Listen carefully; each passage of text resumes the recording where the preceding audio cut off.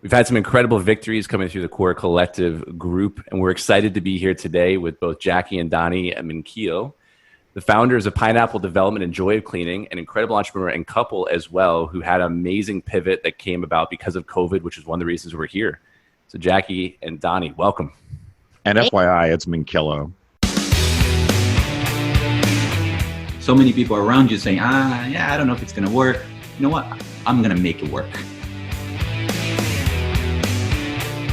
Tying your passion to a paycheck is not always the best mix. Welcome to the most valuable fucking show you're going to listen to all week. This is Unfuck My Business. Thank you. Thanks. I did my best, guys. I did my best. It'll never be good enough for somebody who speaks Spanish, right? It was a very exotic version. I tried, guys. It was great. We love it. Awesome, guys. We're excited to have you here as one of our first group interviews in terms of seeing what you did with the business. But you guys have an incredible backstory. So I want you guys to take maybe like 3-5 minutes to share a little bit about your individual stories and kind of how that comes together as a couple. First? Well, I mean, I guess I'll go first. Yep. Yeah, Good choice. actually have an agency background in digital marketing and public relations. And our journey as entrepreneurs together really begins, back, we were living in Chicago in 2014, and we sort of hit the proverbial burnout wall of corporate America. So I was leading a very traditional sort of climbing the ladder type of lifestyle, getting into the office at, 7:30, 8 in the morning, staying there until 8 at night, entertaining clients afterwards, and getting home and hitting the pillow just to do it all over again. And I think he was in a very, very similar position, Somewhat different similar. industry, but we decided to go against the advice of our family and friends and quit our jobs and give up our benefits and such and move to Costa Rica without ever having been there.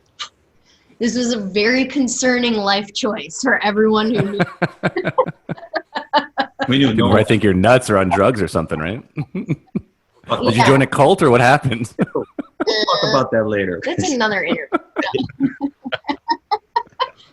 But so, yeah, we arrived in Costa Rica on April 1st, not a joke, April 1st. 2015, with our dog and 6 suitcases. And basically, I feel like in a lot of ways started life over. So that's kind of where our entrepreneurial journey begins.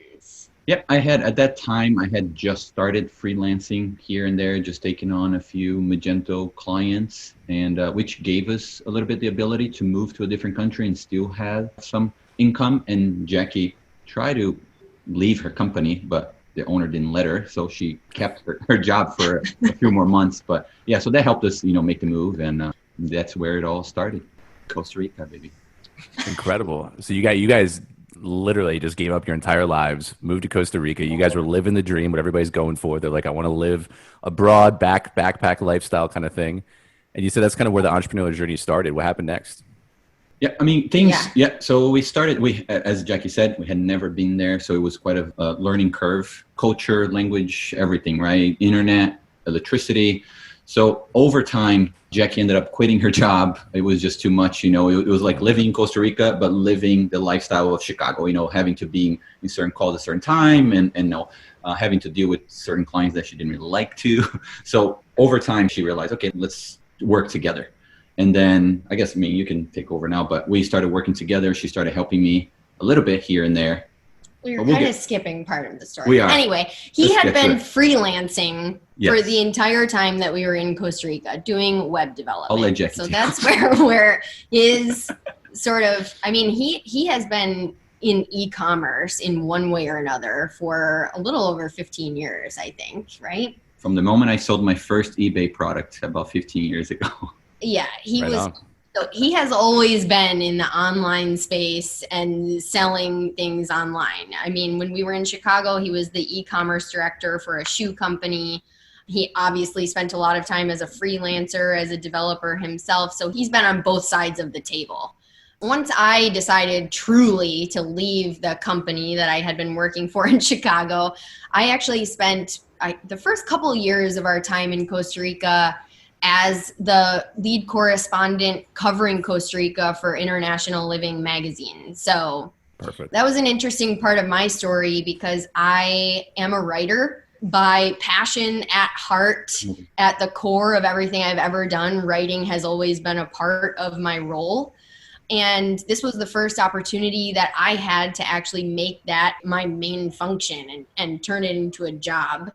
And what I learned in that experience is that something about tying your passion to a paycheck is not always the best mix.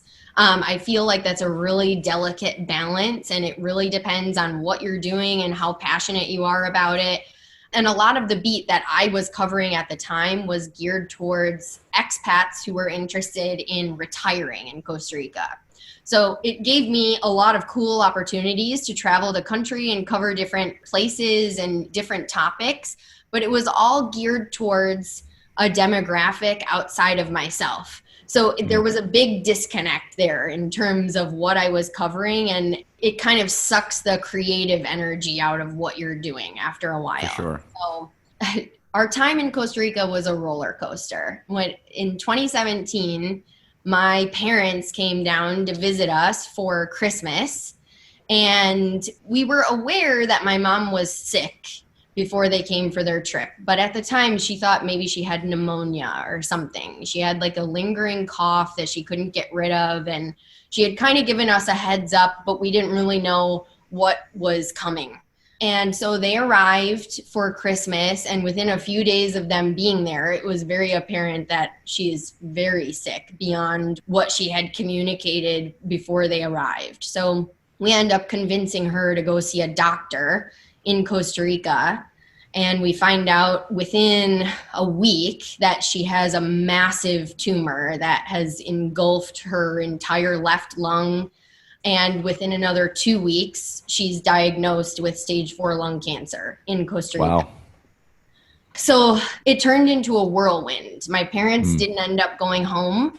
She was diagnosed the first week in January, ended up in the intensive care unit in San Jose, which is the capital of Costa Rica. It was one of those scenarios where they prepare you multiple times for, today might be the day. If it is, are you ready, kind of a thing. And she was fighting. She was trying to fight. So anyway, we did end up getting to a point where she was able to come home from the hospital, but she was too ill to travel. So they ended up staying with us, and she passed away in February. So that threw me off my rails completely for so many different reasons. I mean, I was incredibly close with her, but also just all of the circumstances surrounding that situation. I was at a point where I was unable to function. So can relate to that big time. Yeah. It was something that I've always felt like, I'm a strong person. I can get through anything. I can push through anything. I've been through a lot, but that was something on another level where it was just like, I'm checking out. So I ended up giving up my position with International Living magazine, and I'm going through this process of trying to figure out, what am I going to do? Where do I go from here? How am I going to function after this? I was a complete mess. And I had a dear, dear friend in Costa Rica who is actually a transformational breath facilitator who was working at a place called Rhythmia. Shout out to Nicole real quick here. Yeah, shout out to Nicole who saved. For sure. You already sound like somebody I want to be good friends with. Yeah. And we'll talk more about that, how important it is to surround yourself with good people. Oh, yeah. Yeah. So anyway, we're sitting there having this conversation that we at that point have had several times, and me just saying, I don't know what I'm going to do. Like, I don't know if I literally don't know what my life looks like after this. And she had suggested this to me previously, and I had been resistant for many reasons. Fear is a big one. But she said, that is it. You're coming to Rhythmia. You're going to go through the program. I think you need to try ayahuasca. Yes. Like the perfect example of what would spur someone to go and try this. And she's like, what do you have to lose? You literally have nothing to lose at this point. Meanwhile, he's still slinging web development projects and pulling in developers to help him because he has too much work, and literally holding our life together because I have become completely off the rails, incapacitated mentally. So that was, I think, I don't know, maybe that was a Tuesday, and I went to Rhythmia on Thursday. For those who aren't familiar, ayahuasca is an ancient form of plant medicine that was originally discovered and used in the jungles of South America. And they've been using it for thousands of years for all kinds of things, from physical to mental ailments. And it's a very, very sacred plant process.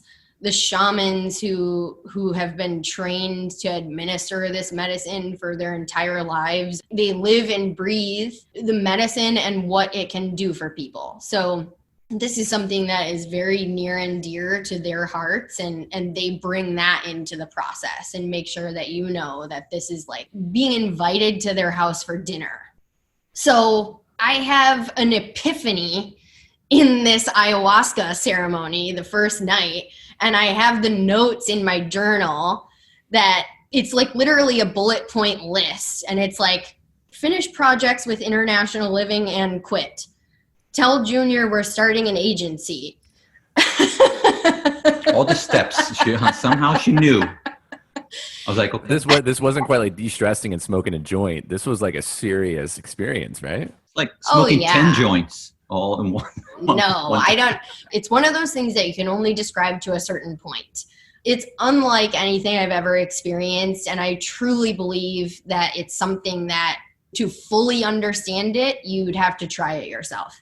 I mean, everyone has such a unique experience that you could also talk to 10 different people and walk away with 10 different perceptions of what ayahuasca is or what the experience is like, because it's very unique to each person. So anyway, I come home and I tell him this. I think close to my exact words were, it's going to take me a long time to tell you about everything that happened. But the most important thing you should know is this is what we're going to do. She started off, I'm quitting my job. I'm like, okay. He's like, okay, great. So yeah, that was, I believe, November 2017. And we officially launched Pineapple Development on January 1st, 2018. It was the two of us and our lead developer, Pavel, who is still with us today, who had been working with him at that point for probably about 5 years already. He had a few freelance clients at the time that we talked to that were more of like a long-term maintenance type of client that would be what our ideal target in the agency setting that we had talked to, told them what our plans were, what we wanted to try and develop, and said, do you want to stick with him? Do you want to go on this journey with us? And they were on board, so that was great. Yep. So it didn't feel like starting from 0%, maybe 10%. He was already moving at a 10-mile-an-hour speed. Yeah. And then over time, picked up a little bit. So yeah, I mean, that was really us jumping into truly working together for the first time. Literally, we had a big desk. We worked next to each other, computer next to each other. So yeah, we had this guy in Costa Rica build us this desk out of Guanacaste wood, which is their like sacred wood. Mm-hmm. It is a 6-foot desk, and we set up our stations right next to each other. We will never work in that close of quarters again. Great. Ask how that turned out. Yeah.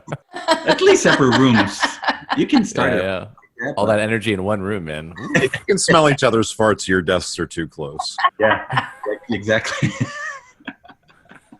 So this is incredible. Chicago, Costa Rica, shit falls apart personally, and then professionally things got impacted. You guys decide to make a pivot, as you've done so many times, And now you guys decide to start your development company, but you guys aren't just developing like small little websites. Like from what I understand, you guys are developing like some fucking legit websites. I mean, when I met you guys and I saw what you guys were doing and I heard who your target audience was and everything else, I was like, this is serious.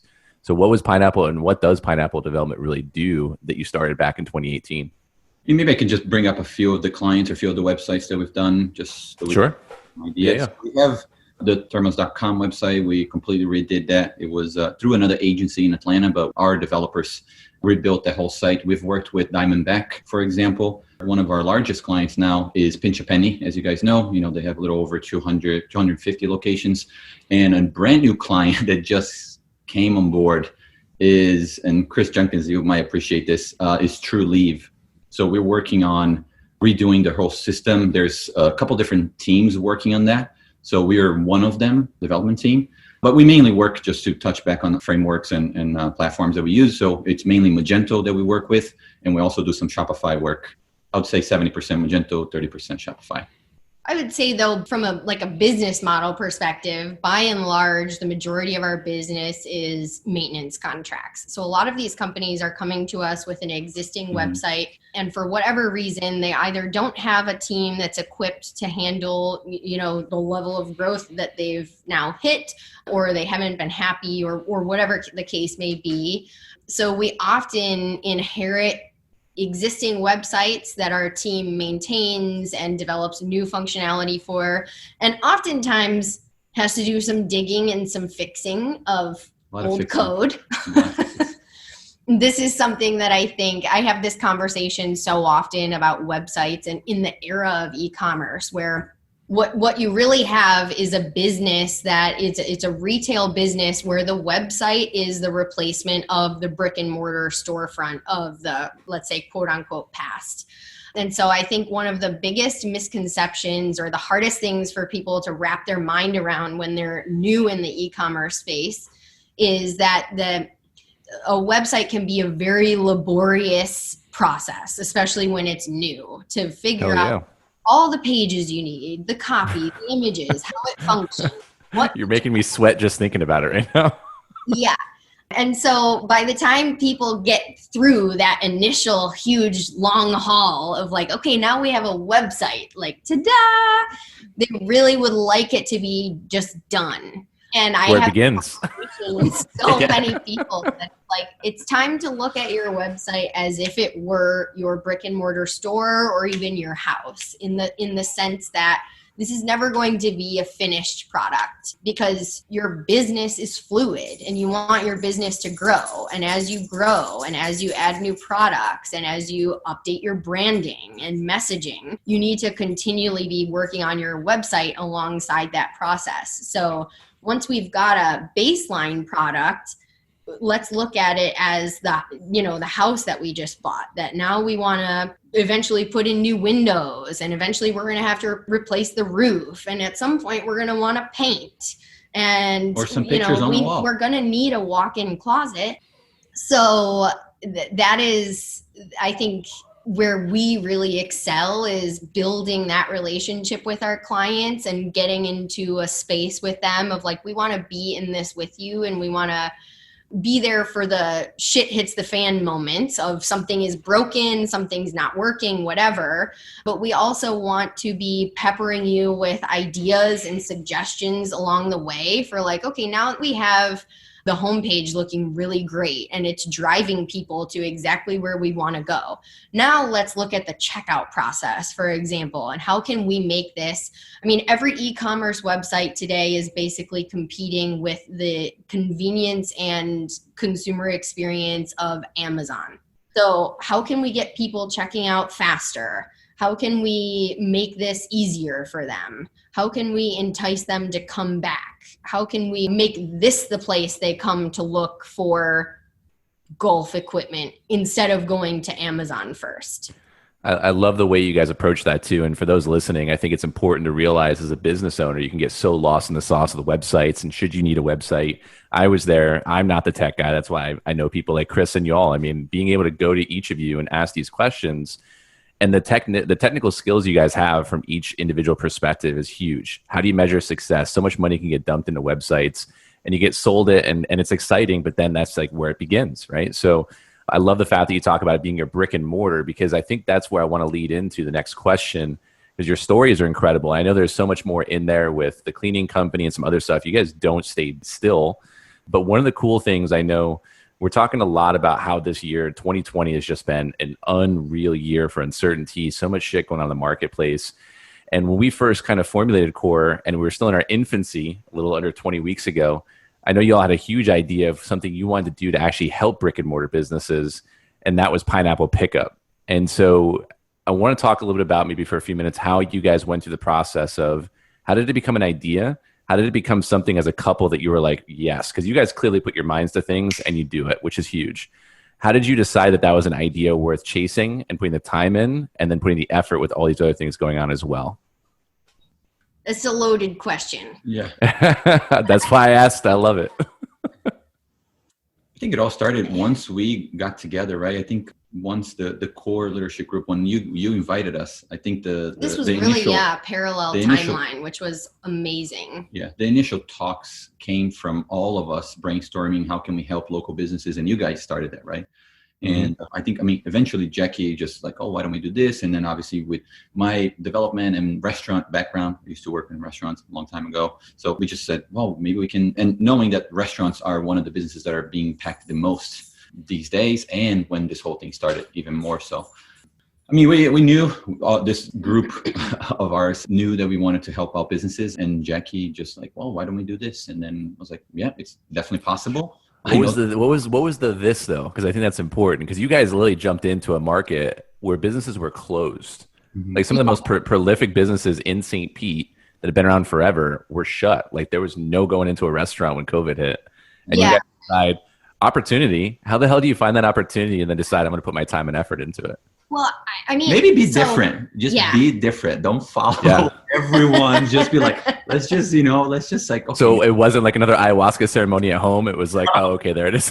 Well, I think talking about the different parallel timeline, I think for us in our personal life, let's say crisis moments have always turned out to be a catalyst for our next big thing, our next big move. And I think that is so relevant in business as well. Mm-hmm.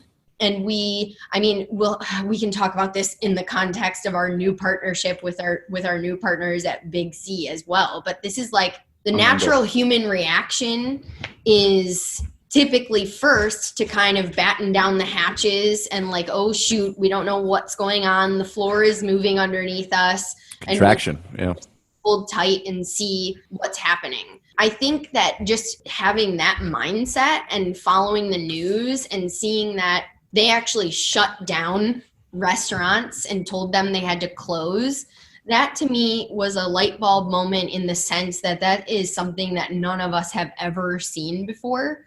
And I think also something that none of us ever expected to see in our lifetime. Any kind of scenario where the government can come in and say, you're going to have to close your business because of greater health concerns.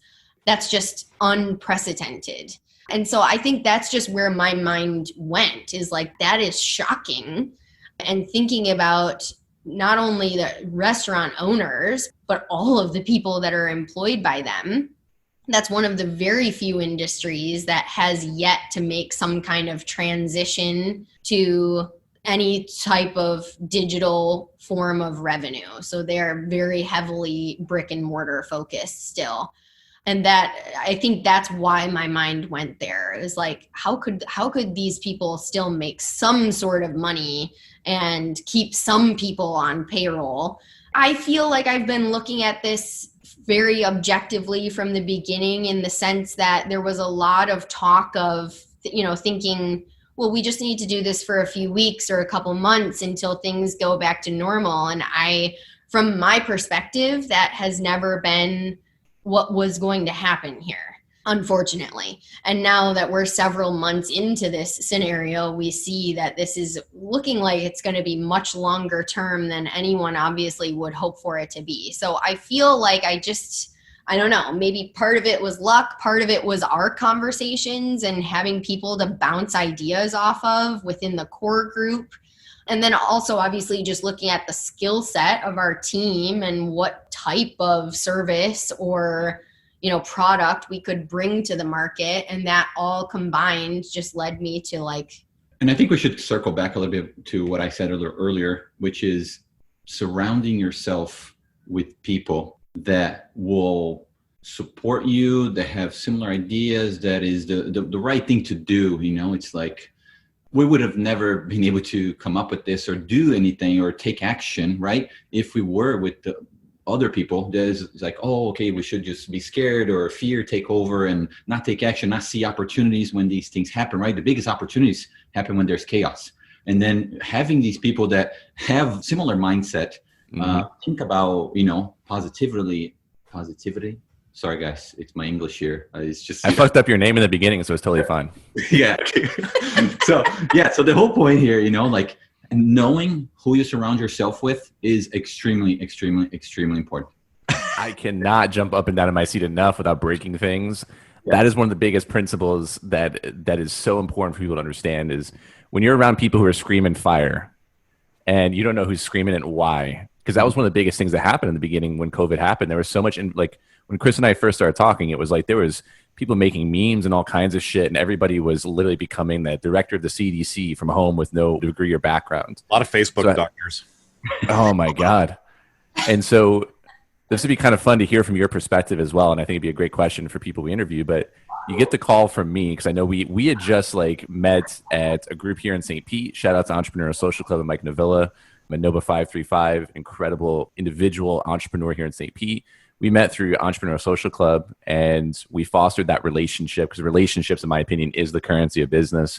And then we didn't really connect on a personal basis for 6-7 months. Earlier this year, when we were thinking about launching our business, we had a Zoom call and then shit hit the fan. And then the next time I call you or reach out to you, it's the ask of I got this idea. Are you guys interested? What was that like for y'all? And what made you decide to get joined up with Core itself? I'll just real quick and then Jackie can do her thing. I think we kind of already knew who you guys were, right? I had met Chris Jenkins before. We had met also at a Halloween party, right, Chris? Oh yeah, sitting next to Chris in his scary ass costume. Yeah, we knew the type of people you were and we knew what your priorities are.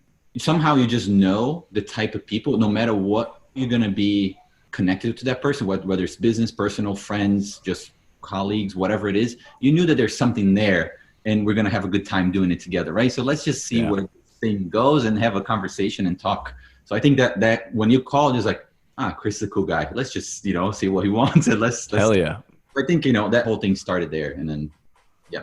I would say the same thing, but just to add to it too, I mean, and going back to like-minded people and just being able to kind of spot each other in a crowd type of thing. I think the concept right away went in that initial, okay, they're shutting down businesses. They're telling us we have to stay in our houses. What is going on? In that initial chaos, having someone that you've already been introduced to come to you and say, hey, we want to put together this group and figure out how we can make a positive impact in this scenario is okay, that's the direction. That's where I want to place my focus. I don't want to participate in the doom and gloom element of this conversation because there's so much negativity in the world, right? You want to avoid that. You want to go to positivity, love, peace, friends, the good, doing good, helping, so yeah. I love it, man. I love it. And meet problems with love is always a great solution, in my opinion. Like they say, love doesn't solve everything. I'm I don't know if you've actually tried that before in that definition. So what was it about Core specifically? I know that you guys came in, we had some ideas. We had people from all over the place on those calls. I know we had conversations. I know you and Chris had conversations as well. What was it specifically about Core that really helped you guys? The speed to market is a thing I keep hearing from y'all where it's opportunity. It's got to happen now. People are losing money. People are losing jobs. And you're still at that place where it's an idea and you're bringing it to execution. What was it about Core that really helped you guys bring it to fruition? So you just hit the nail on the head for me by talking about speed to market, because I feel like you guys provided us with accountability because we had talked about the idea. We had that reinforcement from the group saying yeah, that's a good idea. You should do that. And then we get on the call the next week And Chris Jenkins is like, speed to market. Have you guys put it out there yet? Are you done? Is it going to be ready within the next couple of days? Yep. And having that is so helpful because I feel like that's the pivotal moment with any idea. It's so easy for us as humans to have an idea. And even if we know it's a good idea, there is still a fear that you have to push through in bringing it to other people and putting it out there and wondering if it's going to be accepted or if people are going to hate it. And I feel like no matter how much experience you have, no matter how many years in business, that fear is always there to some extent. So having other people that are going to push you and hold you accountable is huge. And take action, guys. That literally, I feel so many people have great ideas. It's about taking the action, Yeah. taking that first, second step, third step, and then just keep moving forward. Even though so many people are around you saying, I don't know if it's going to work. You know what? I'm going to make it work, Yeah. So let's just do it. So we're gonna clip that part and put that as like the trailer. So that's gonna be great.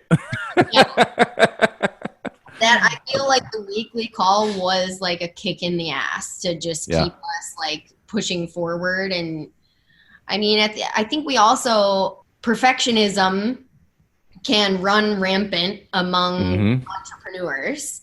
And that's another hurdle that you always have to, you want it to be perfect. You want it to be awesome. You want it to wow people. But if you don't put something out there, it'll never be right. It'll never be 100% perfect.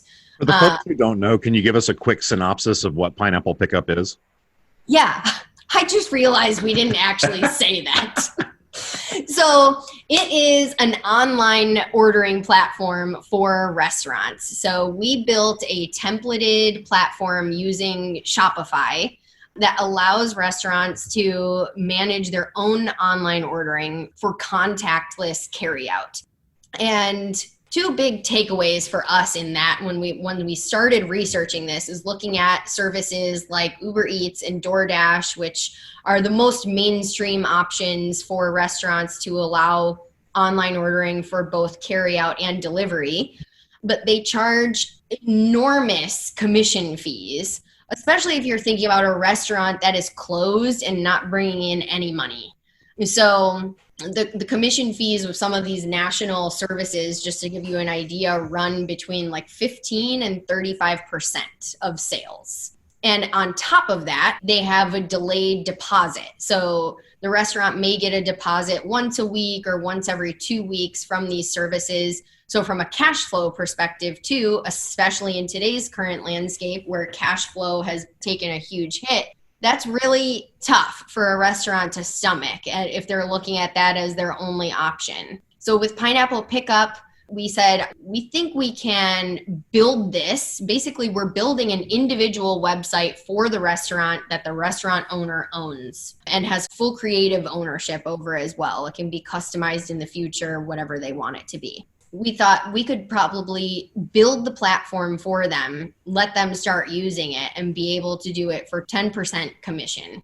And then quickly, a couple weeks in, said, okay, we need to even get a little bit lower than that for people because we want people to just be able to get up and running. So right now, still active today is our 7% COVID relief pricing. So it's completely free to start and 7% commission. We don't take commissions right away. We charge them at the end of the month. So the restaurant gets a nightly deposit of all of their sales, and we charge 7% at the end of the month of pre-tax sales. A lot of restaurant owners, especially if they've been in the business, if that's been their career, the idea of having to operate online is a very foreign concept, which we've had some really incredible conversations around. Like, I never thought I would be in this position of having to figure this out. Like, I'm not a tech guy. I'm not a tech girl. I just want to feed people good food and see people have a good time in the restaurant. But we know, we're coming to realize that we have to figure this out and have to have another option. So what I really love about these Pineapple Pickup stores is that we're starting conversations with people around what else could you add to your online store in addition to allowing people to order their carryout food online?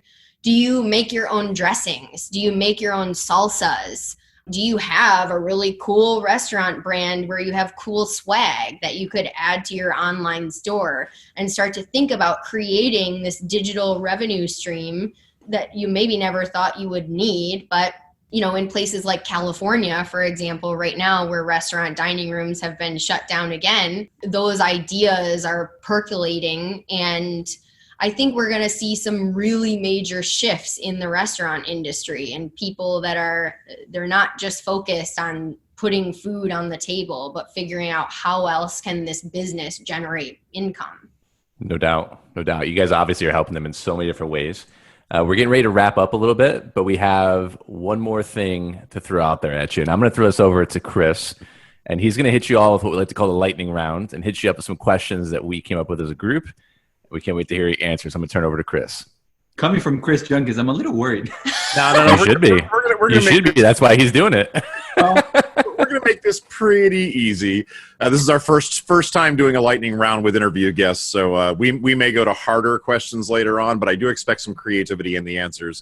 No thinking about it much. Just give us a fast snap, 30 seconds or so answer on each of these questions. Cocktail of choice. Bloody Mary. Ooh, Jack and Coke. Used to be, at least. Okay, so she's got breakfast covered and you've got dinner. Yes. What's your go-to de-stress method? Meditation. Oh, you stole mine. Can be both. You can have meditation too. Okay, You can choose meditation. All right, for both of you, meditation then. Hard-hitting question here. Apple or PC? Apple for sure. Apple. My people. I'll forgive you. I won't hold it against you. Peanut butter, smooth or crunchy? Smooth. Ooh. Wow, y'all are very like-minded on these things. We eat the same peanut butter. All right, working at the same desk. I'm looking for you to bring the heat on this one. What's your favorite insult? I mean, I've always been entertained by bless your heart. That is a good one, actually. That's other people. As a Yankee, I know that one too well. I mean, Junior, can you give us something in Portuguese? Well, I like to make comments about immigrants because I am one again. Self insults? Yeah, kind of. I'm not sure. Can you think of something that I've said before? Well, I mean, I don't even know what these words mean in Portuguese, but I mean, you have certain phrases. Yes, okay. Do you speak English? Like, just because sometimes people say stupid things or they don't know what they're saying, can you just speak English, So. I love it, guys. First participants in the books of the lightning round. So really quick, guys, we want to make sure people can find you. How do people connect with you? Social media, email, and websites. We can put this in the show notes as well so people can reach out to you. PineappleDevelopment.com, PineapplePickup.com. and I'm fairly active on Instagram. It's just my name, Jackie_Minchillo. Yep, Instagram is Jackie. An email? He's like, don't find me. Don't find me. We'll throw your email in there, and we'll give him a good reason to reach out to you guys. But by the way, Donnie's Instagram is all shirtless pics of him working out. So we won't tell you his Instagram address, but go find it. So if you guys are listening to this show, you might want to watch the show because we do have a very handsome young man in front of us. Likewise, guys. Likewise. Awesome. Thank you so much for being our first interview here on the show itself, the podcast, and the channel as well. We're super excited to have you here. We're going to go ahead and wrap up. Thank you all, and we'll talk to you all very soon.